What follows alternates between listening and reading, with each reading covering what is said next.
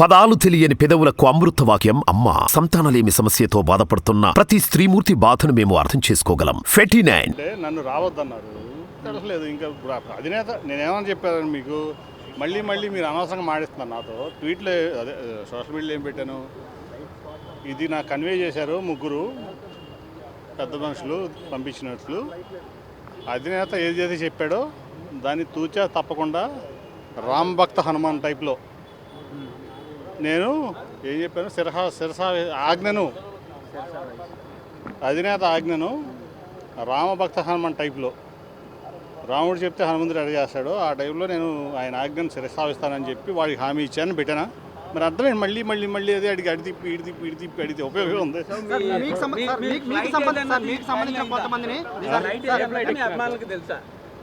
నేను ఇందాక అదే చెప్పా, క్లారిటీ లేని మీడియాకే.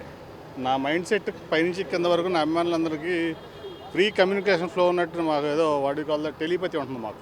వాళ్ళకి అన్నీ తెలుసు, వాళ్ళ భావాలు నాకు తెలుసు, నా భావాలు వాళ్ళకి తెలుసు. అది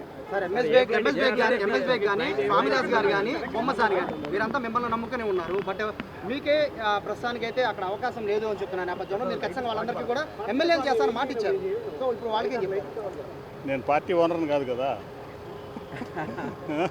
టీడీపీ పార్టీ నాది కాదు కదా. అంటే మీరే అన్నారు కదా వాళ్ళు ఎమ్మెల్యే చేస్తారని మీరే మాట ఇచ్చారు. ఎమ్మెల్యే చేస్తాను అని చెప్పి.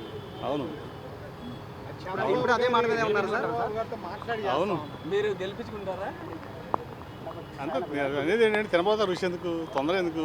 ఇప్పుడు మీకు కూడా రోజు కావాలి కదా ఏదో ఒకటి, వస్తూ ఉంటే మెల్లిగా కంగారు ఏంటంటే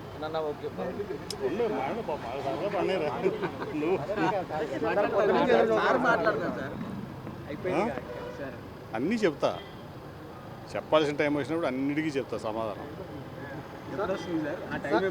సార్ అన్నదమ్ముల మధ్య జరిగిన పోటీలో అన్న పైన తమ్ముడు గెలిచారు అని చెప్తూ ఉన్నారు. కొంతమంది సోషల్ మీడియాలో కూడా పెడుతూ ఉన్నారు. కేసీఆర్ శివనాథ్ చిన్ని గెలిచారు, నాని ఓడిపోయారు అంటున్నారు. ఏం చెప్తారు?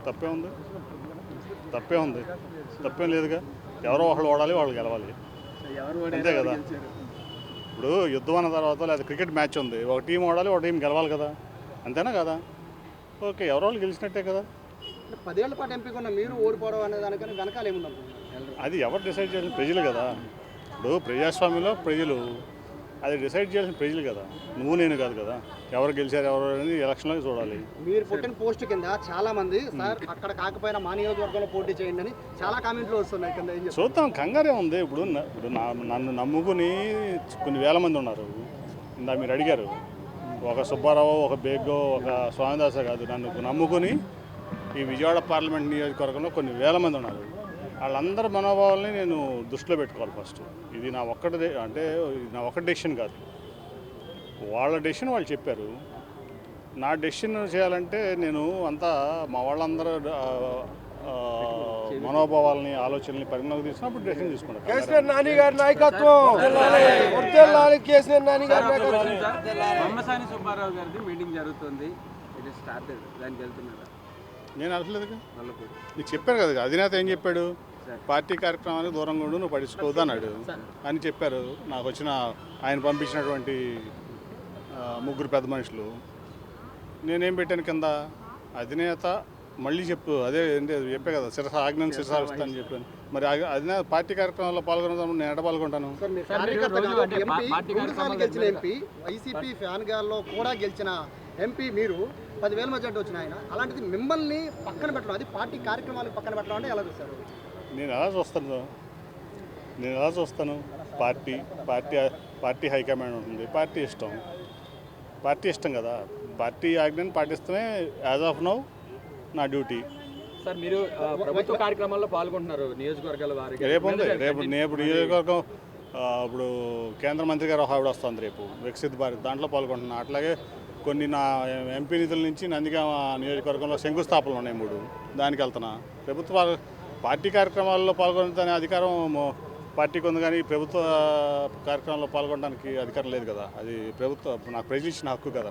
సార్ విజయవాడ వెస్ట్ కోఆర్డినేటర్గా కూడా మీరే ఉన్నారు, మరి అక్కడ రాజకీయ బాధ్యతలు వెస్ట్ కోఆర్డినేటర్గా మీ బాధ్యతల మీద ఏం మాట్లాడుతారు? అన్నీ చెప్తా అన్నా కదా, అన్నీ చెప్తా. మీ అధినేత బట్ పైన ఫ్లెక్సీలు మొత్తంలో చంద్రబాబు గారి ఫోటోలు కూడా ఉన్నాయి. సో ఏం చెప్తారు? చంద్రబాబు ఫోటోలు ఇన్ఛార్జ్ ఫోటోస్ కూడా ఉన్నాయి కదండి. అంటే నేను ఒకటమ్మా, నేను ఈ పార్టీ వదిలేయాలని నేను ఎప్పుడు కళ్ళ కూడా అనుకోవాలా.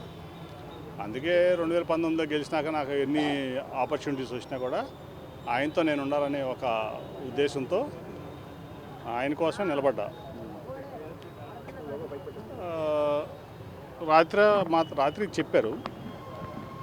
సరే, ఇప్పుడు పార్టీ అన్నాక ఆయన కంపల్సరీస్ ఆయన కూడా కొన్ని ఉంటాయి. అధినేతగా ఆయన తప్పడదానికి కూడా లేదు, చంద్రబాబు గారి నిర్ణయాన్ని తప్పడదానికి కూడా లేదు. ఎందుకంటే పార్టీ అన్న తర్వాత ఆయన కంపల్సరీస్ ఆయనకు ఉంటాయి. ఆయనకి ఎట్టి పరిస్థితుల్లో ఈ పార్టీని గెలిపించుకోవాలన్న ఒక ఆలోచన కూడా ఉంటుంది. దానికి రకరకాల నిర్ణయాలు తీసుకోవచ్చు. అది నేనైతే ఆయన తప్పట్లా. ఎంపీని పార్టీ కార్యక్రమంలో హాజరు కావద్దు అని చెప్పేది నేరుగా చంద్రబాబు మీకు చెప్పాలి. బట్ మధ్యలో వాళ్ళు వచ్చి మీకు చెప్పడానికి మీరు ఎట్లా చూస్తారు? ఇప్పుడు అధినేత అనేది అధినేతే. Boss is always right. Boss వాళ్ళకి చెప్పారు, వాళ్ళు నాకు చెప్పారు, నేను వాళ్ళకి హామీ ఇచ్చాను. కన్ఫర్మా లేదని చెక్ చేసుకున్నారు సార్, నిజంగా కరెక్ట్గానే చెప్పారని? తప్పు మాడుతున్నావు తమ్ముడు నువ్వు. ఏ టీవీనిది? బిగ్ స్మాల్ కానీ ఇప్పుడు బిగ్ వ్యక్తులు ఇది ముగ్గురు వచ్చారు మీ బిగ్ టీవీ లాగానే. వాళ్ళు 2 మాజీ మంత్రులు, అవునా? అట్లాగే ఒక మాజీ ఎంపీ, అట్లాగే 2 జిల్లా అధ్యక్షులు. అబద్ధం చెప్తారా? అబద్ధం చెప్తారా? అంటే